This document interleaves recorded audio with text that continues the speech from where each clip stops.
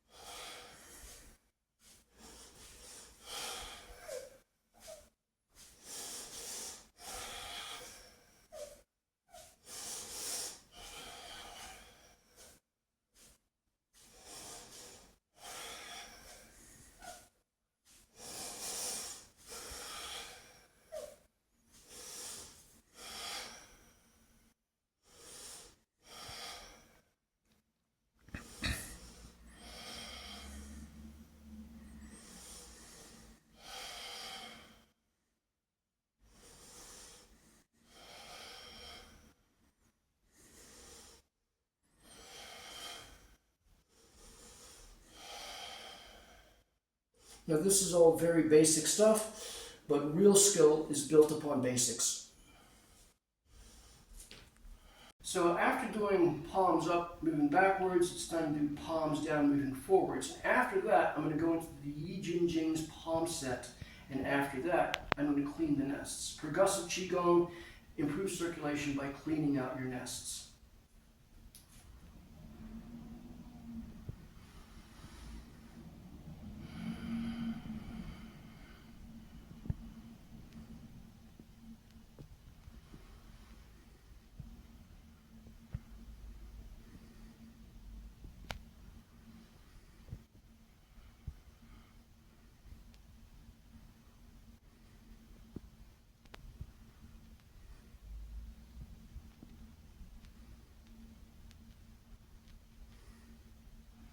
That was 60, you should go for 100.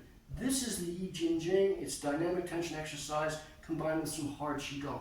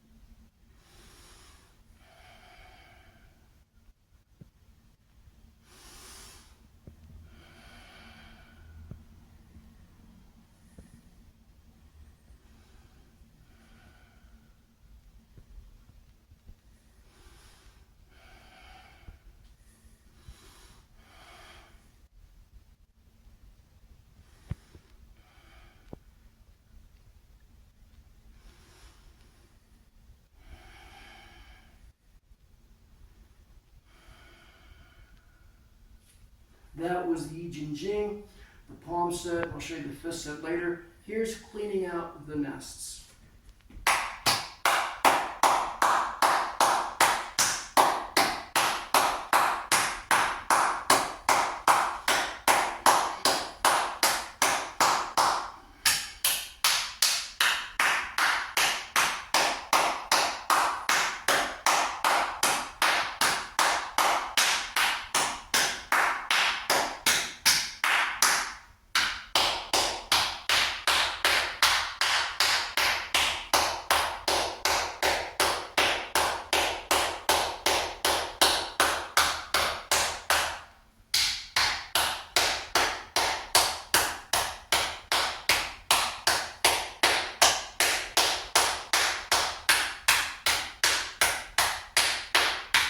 This is for the inguinal crease. Don't get confused.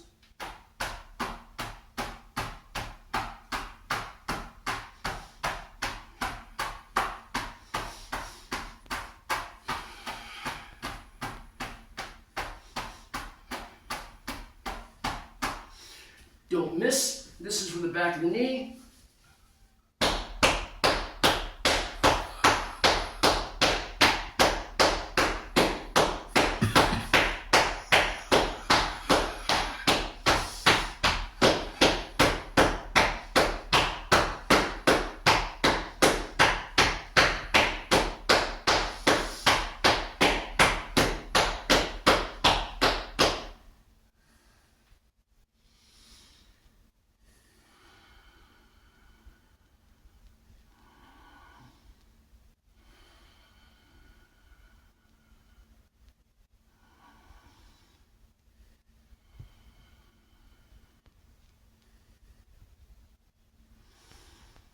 Again, that was a hard Qigong set from the Yi Jin Jing, or the muscle change, tendon change classic. It's one of the acmes and apexes of Kung Fu. Next. Welcome back, everybody. Today I'm going to show you some conditioning exercises that are traditional and that I use in my school and in my own weekly, if not daily, training. So bear with me and enjoy.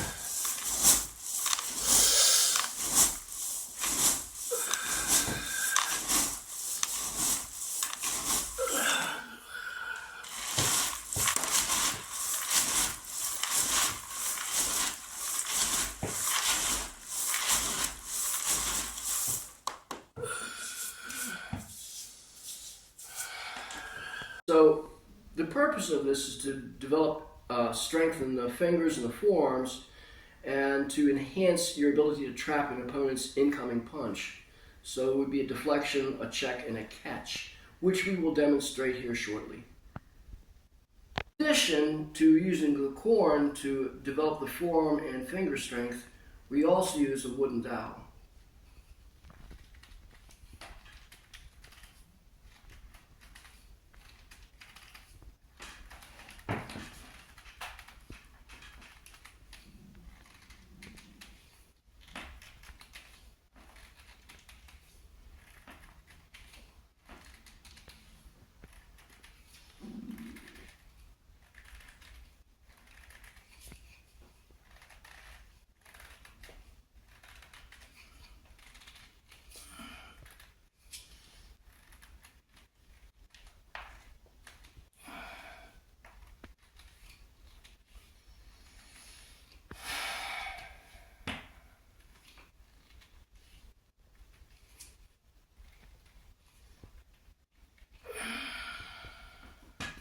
We also use open hand air clenching or tiger clawing of the air.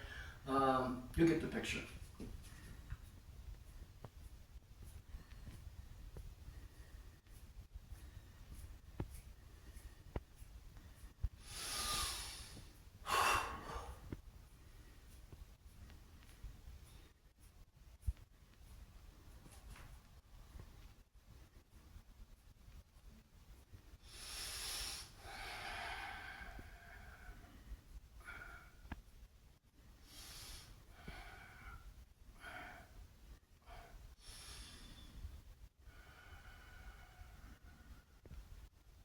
Now, as far as the amount of time you should pursue these practices, I usually do it and have my students do it until there's muscular failure. Instead of doing 400 repetitions or 1,000 repetitions, we just work with intensity until there's muscular failure. Then we take a break and maybe come back and do a second set. So with this hand clenching, we did palms facing one another. Now we'll do palms facing downwards.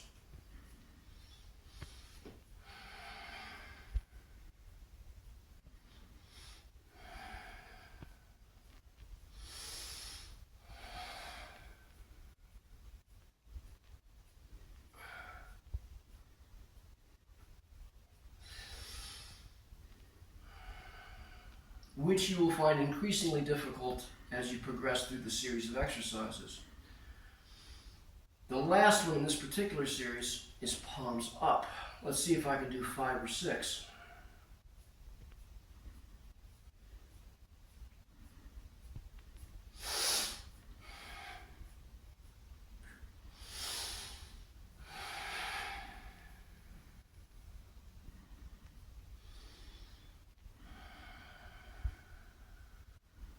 And generally follow that with a little Qigong. This is old man stroking beard.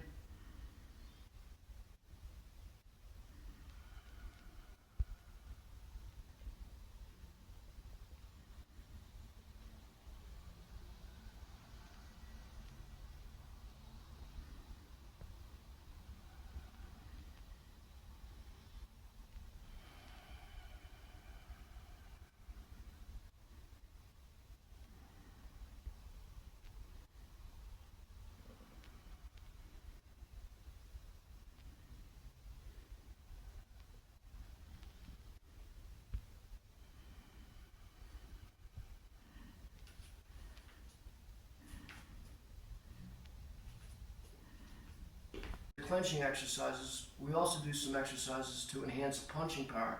This one's called twisting in the air.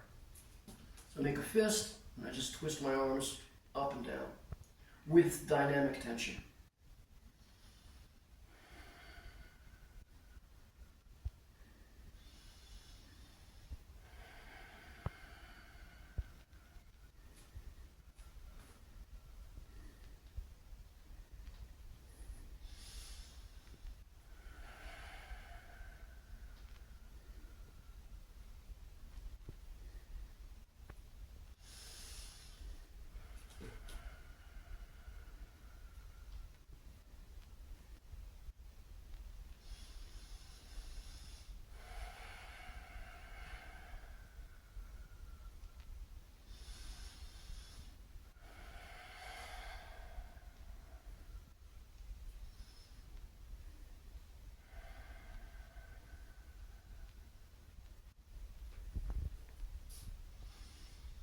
Now, we also use this typical bodybuilding exercise here with wrist curls. So I just use a common 10-pound or 5-kilo barbell, and we just lay it over our knees and do this.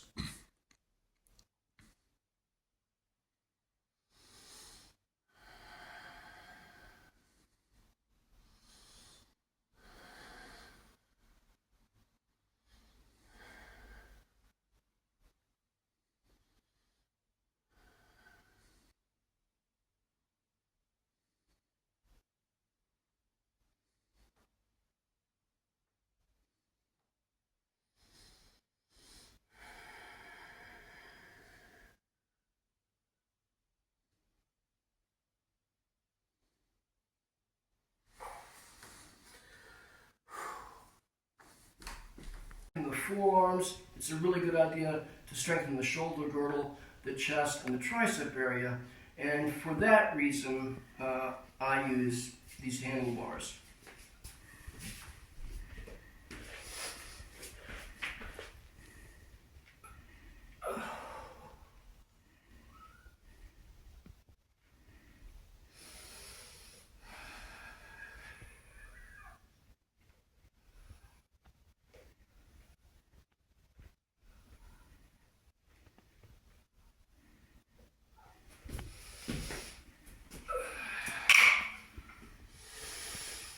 And quite naturally, we rest a moment between sets.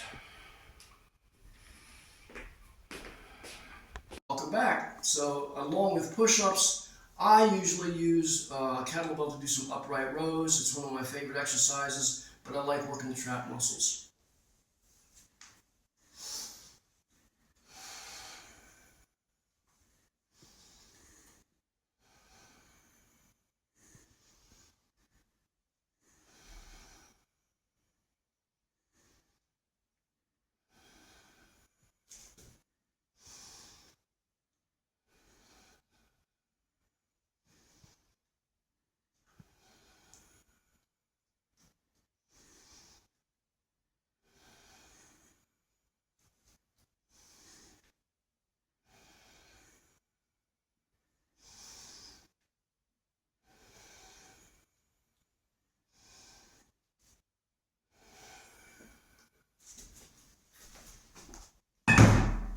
So we do a lot of hard, heavy exercises, and we also do a lot of soft ones. And after doing a long, hard set, like weightlifting or Shaolin, I like to loosen the muscles up and relax the central nervous system by doing some Tai Chi Chuan. Now this little section I'm going to do here is just part of the form that I learned a long time ago. This is just what I think is the essence of Yang style Tai Chi Chuan.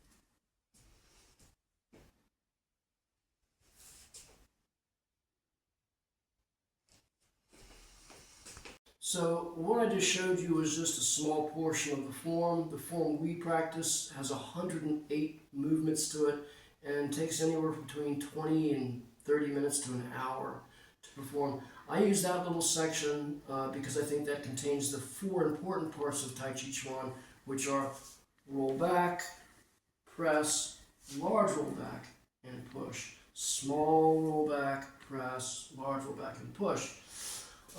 For combat, you don't really need much more than a deflection and a strike. You know, move in through the person's defenses, grab them and throw them. That's basically combat.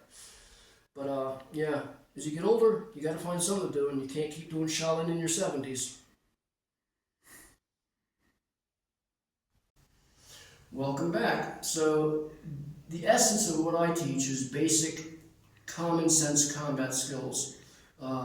It could be delineated into a simple deflection, a check, and a strike, and then maybe an overhand after a trap. Just basic stuff that every good martial artist should learn. So we come back to basics here all the time, at least I do. And this bag here is the one we use for punching and developing power in that punch. This is not a normal bag. This is almost as hard as a rock. We fill this with 100 kilos of corn, the same corn you see in my bucket that I use for developing the forearms and the fingers. So this thing is really solid. This is what we do to develop Iron Fist.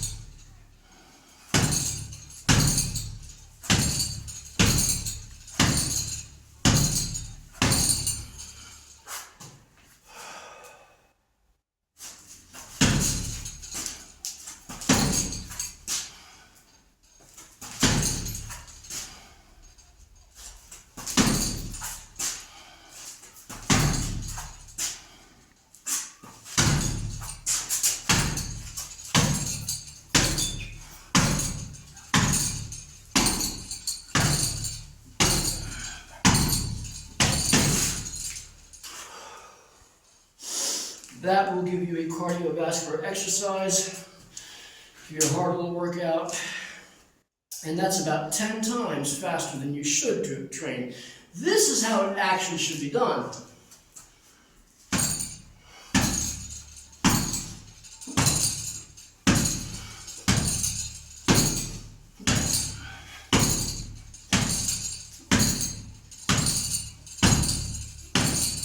So the whole goal of this is to invoke Wolff's Law to help strengthen, thicken, and increase the density of the arms in the forearm, the bones in the forearm, and the knuckles on the fist. Wolff's Law is the body's adaptation to external stress. Google it and you'll see. So if you hit this bag and you put a solid punch on it and you don't break your arm, you might break your opponent. That's why we practice on a bag like this. You should practice much slower than I did and be patient and think in terms of years to develop your skill. Now it's about time to go upstairs and show you what we do with the jiao. All right, thanks for sticking with me. The punching downstairs should go on for about 20 minutes, at least that's what I do, in sets till exhaustion. I do one set till I'm exhausted, rest a few minutes, do a second set for 20 minutes. I try to do that 5 days a week and try to do a lot more slowly than I just demonstrated to you, but I get carried away with it. And you will too. You know, if you get involved in martial arts, you will love doing it. Anyway, this is my jiao. I highly recommend you make your own, learn how to do it. It's not impossible. If I could do it, you could do it. But it has to sit for several years before it's really good. This one's been sitting a minimum of 8 years, and it's my second batch, and it's my second best. My first batch was really awesome. But I just do like this, stick my fingers into the concoction all the way past the first knuckle. I let it sit for a moment, and then I do the other hand. I do this to protect my joints from excessive inflammation. You don't want to develop arthritis or arthrosis as you get older, and that's a real possibility. So after my fingers and my hands are soaked, I massage them in. A good jiao will have the plant material left over from mixing the concoction in the first place. I have a whole host of things in here. There's probably 20 ingredients in this one. And this is what I normally do after training my hands. The end part is as important as the beginning. So I hold the Pichuan posture from Ching.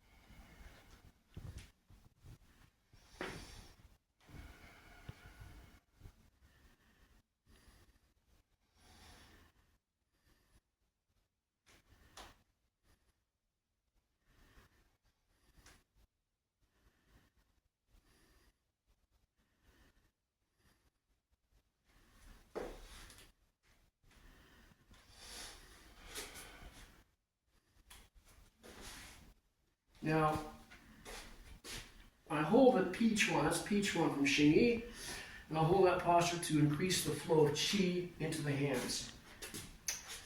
Then, we usually do this exercise we call the Shanghai Cancer Research Institute exercise. This is for stomach cancer, to prevent or mitigate or improve the cancer, and in some cases to cure the cancer. We're doing diaphragmatic baby breathing the whole time.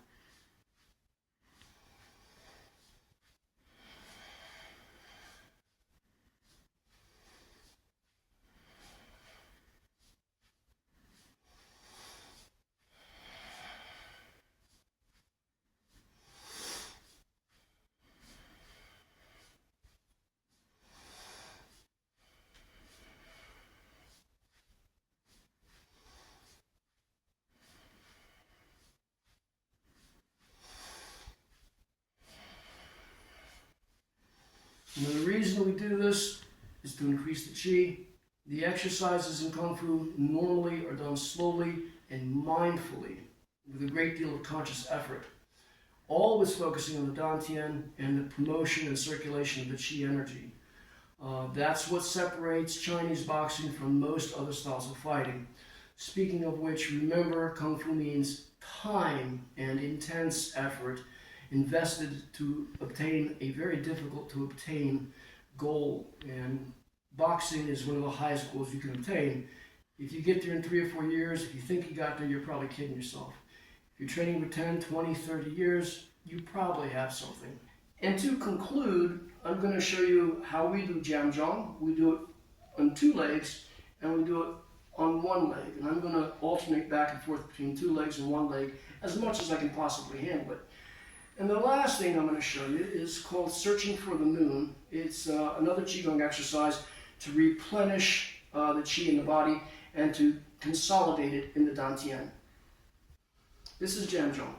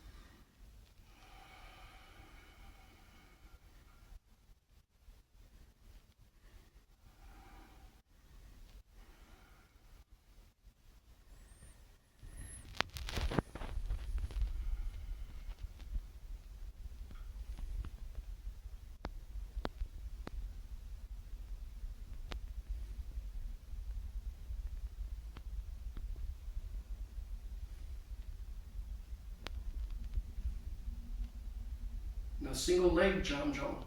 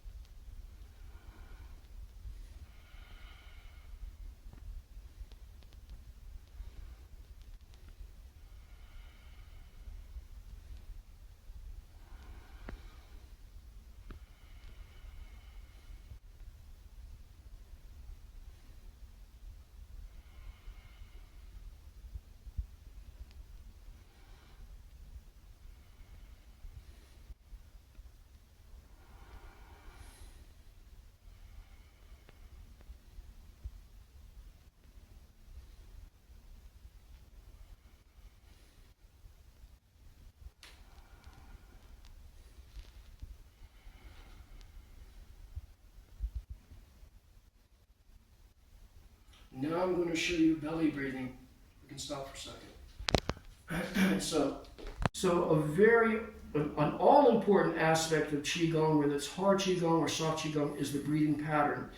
I keep myself and most of my students on baby breathing, which is the basic breathing pattern. In baby breathing, the diaphragmatic wall and the abdominal wall stretch outwards when you inhale and contract inwards when you exhale. So I'm going to turn this aside and let the cameraman do his best to capture this for you.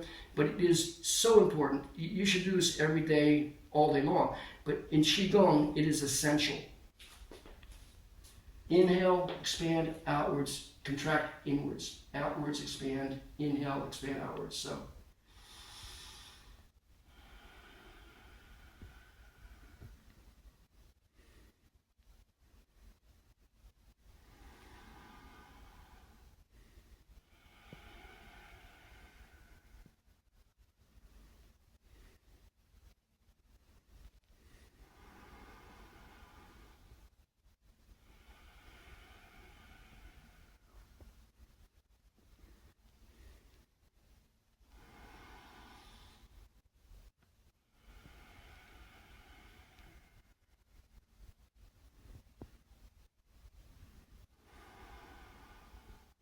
So when I inhale, the diaphragmatic wall, the abdominal wall, they drop down and they expand outwards. When I exhale and contract, it moves inward, down, inwards, and a little bit upwards.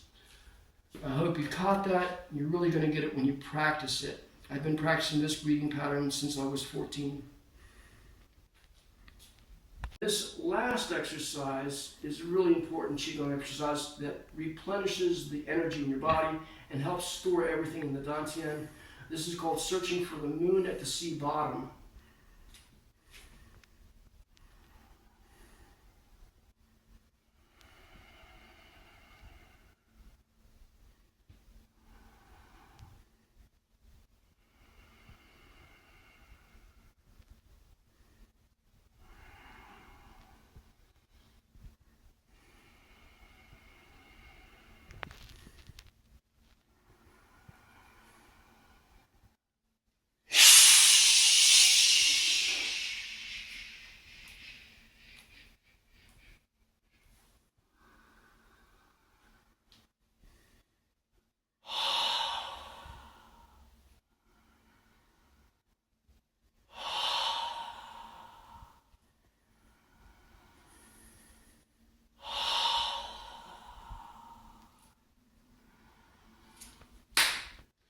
So anyway, thanks for coming. We'll see you next time.